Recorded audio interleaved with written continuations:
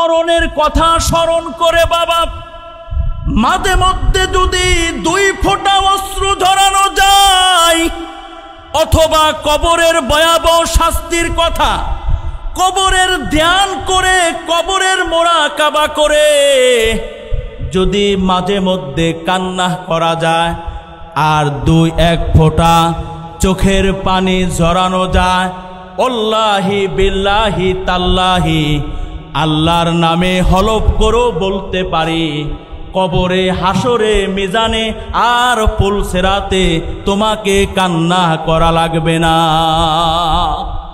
হাদিসের মধ্যে আছে এক ঘটনা, আম্মাজান খাদিজাতুল কুবরা রাদিয়াল্লাহু তাআলা আনহা ইন্তেকাল করার পরে আম্মাজানকে মাকবারায়ে মুআল্লা বা জান্নাতুল মুআল্লা, এক কথায় মক্কার কবরস্থানে সমাধিস্থ করে সকল সাহাবায়ে কেরাম যার যার বাড়িতে চলে গেছে।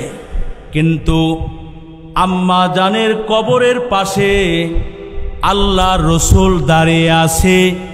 রাতের অন্ধকারাচ্ছন্নতা নেমে এসেছে, এখনো পর্যন্ত আল্লাহর রসুল আম্মাজানের কবরের পাশে দাঁড়িয়ে আছে। এই যে আল্লাহর নবী আম্মাজানের কবরের পাশে গভীর রজনী পর্যন্ত দাঁড়িয়ে আছে,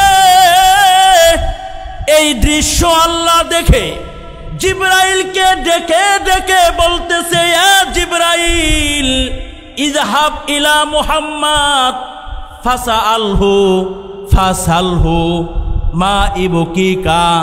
হে জিবরাইল, আপনি মুহাম্মাদে আরবির কাছে যান আর আমার হাবিবে কিবরিয়াকে বলেন, কেন আমার হাবিবে কিবরিয়া খাদিজাতুল কুবরার কবরের পাশে গভীর রজনী পর্যন্ত দাঁড়িয়ে আছে। জিবরাইল চলে আসলেন। জিবরাইল আসার পরে আল্লাহর নবীকে জিজ্ঞাসা করতেছে, ওগো আল্লাহর রাসূল, এই গভীর রজনী পর্যন্ত খাদিজার কবরের পাশে কেন আপনি দাঁড়ায় আছেন? আল্লাহর রাসূল জিবরাইলকে বলেন, ভাই জিবরাইল, খাদিজার জীবদ্দশায় খাদিজার হাতে হাত রেখে আমি 3টি বিষয়ে অঙ্গীকারবদ্ধ হয়েছিলাম। তার মধ্য থেকে একটি বিষয় হলো, এই খাদিজা অন্ধকার কবরে যাওয়ার পরে মুনকার এবং নাকির এই ফেরেশতাদের কোরশনের অ্যানসার দিতে যদি খাদিজা বিব্রত বোধ করে, তাহলে আমি পয়গম্বর খাদিজার কবরের প্রশ্নের জবাব নিজেই প্রদান করব। কিন্তু ভাই জিবরাইল, তাজ্জবের বিষয় হলো, এই যে মধ্য রজনী পর্যন্ত খাদিজার কবরের পাশে দাঁড়িয়ে আছি, কিন্তু খাদিজার কবর থেকে খাদিজার কণ্ঠের কোনো আওয়াজ শোনা যায় না, আবার ফেরেশতার কণ্ঠে কোনো শব্দ শোনা যায় না। তাই ভাই জিবরাইল, খাদিজার কবরের প্রশ্নের জবাব দেওয়ার জন্য আমি পয়গম্বর খাদিজার কবরের পাশে দাঁড়িয়ে আছি। জিবরাইল আল্লাহর কাছে আবার চলে গেলেন। আল্লাহ সব কিছু সম্পর্কে সবচেয়ে বেশি অকেফ থাকার পরও আল্লাহকে বললেন, আল্লাহ জিবরাইলকে বললেন, জিবরাইল আবার আমার পয়গম্বরের কাছে যান আর আমার পয়গম্বরকে বলেন, খাদিজার কবরের প্রশ্নের জবাব আমার পয়গম্বরকে দেওয়া লাগবে না, খাদিজার কবরের প্রশ্নের জবাব আমি আল্লাহ নিজেই দিয়েছি।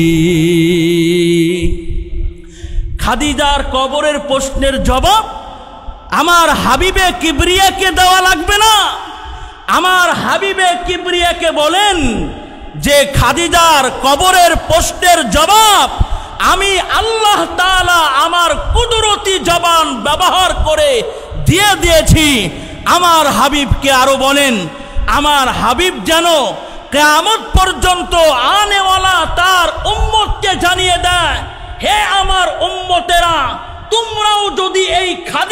মতো কবরের চিন্তায় বিভোর হয়ে দুনিয়ার হায়াতে জিন্দেগি কান্না করে করে পার করতে পারো, খাদিজাকে যেমন হাসরে কবরে মিজানে পুলছেরাতে কান্না করা লাগে নাই, আপনার গুনাহগার উম্মতকেও কবরে হাসরে মিজানে আর পুলছেরাতে কান্না করা লাগবে না।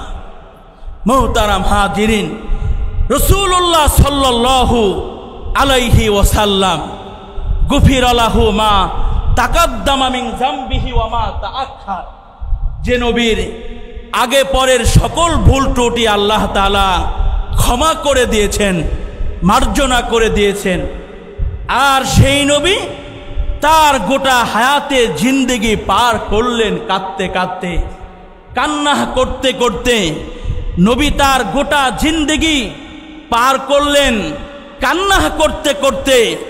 আর ওই নবীর উম্মতের মধ্যে এখন কম্পিটিশন চলে, কে কার থেকে বেশি বিনোদন করতে পারে, কে কার থেকে কত বেশি হাসাহাসি করতে পারে, কোন বক্তা কত বেশি হাসির খোরাক দিতে পারে।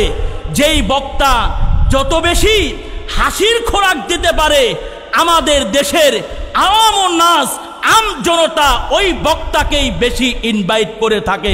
কথা বলেন ঠিক না বেঠিক? অথচ হাসির জন্য এই পৃথিবীতে রব কিন্তু তোমাকে আর আমাকে পাঠায় নাই। তোমাকে আর আমাকে আল্লাহ তাআলা এই পৃথিবীতে পাঠিয়েছেন আখিরাতের ফিকির করে, কান্না করার জন্য, কান্নাওয়ালা চক্ষু লাভ করে কান্নার এহতেমাম করার জন্য এই পৃথিবীতে আমাদেরকে পাঠিয়েছেন। একজন ইমানদার কেমন কান্না করে তার হায়াতে জিন্দেগি পার করবে, রসুল কান্না করে সেটা উম্মতকে শিক্ষা দিয়ে গেছেন। রাসূলুল্লাহ সাল্লাল্লাহু আলাইহি ওয়াসাল্লাম নামাজের বাহিরে যেমন রসুল কান্না করতেন, আবার নামাজের ভিতরেও আল্লাহ রসুল কান্না করতেন। কখনো কখনো আল্লাহ রসুল নামাজের ভিতরে ডেকসির শব্দের ন্যায় তোমার আর আমার নবী কান্না করতেন। নাসাই শরীফের 1214 নম্বর হাদিস। এই হাদিস বর্ণনাকারী সাহাবীর নাম হযরতে আব্দুল্লাহ রাদিয়াল্লাহু তাআলা আনহু। এই আব্দুল্লাহ বলেন, আতাইতুন নবিয়্য সাল্লাল্লাহু আলাইহি ওয়াসাল্লাম ওয়া হুয়া ইউসাল্লি। আব্দুল্লাহ বলেন, একদিনের ঘটনা হলো আমি আল্লাহর রসুলের বাড়িতে আসলাম, আসার পরে দেখি আল্লাহর রসুল নামাজে দাঁড়িয়ে আছে। হযরতে আব্দুল্লাহ বলেন, একদিনের ঘটনা হলো আমি আল্লাহর নবীর ঘরে আসলাম, আসার পরে দেখি আল্লাহর নবী নামাজ পড়তেছেন। অলি জাওফি আজিরুন, আর নবীর ভিতর থেকে শব্দ হচ্ছিল কাআজিরিল মিরজালি, ডেকসির শব্দের ন্যায়, ইয়ানি এবকি, অর্থাৎ ডেকসির শব্দের ন্যায় আল্লাহর রসুল নামাজের মধ্যে কান্না করতেছিলেন। ডেকসির শব্দের ন্যায় নামাজের মধ্যে রাসূলুল্লাহ সাল্লাল্লাহু আলাইহি ওয়াসাল্লাম কান্না করতেছেন।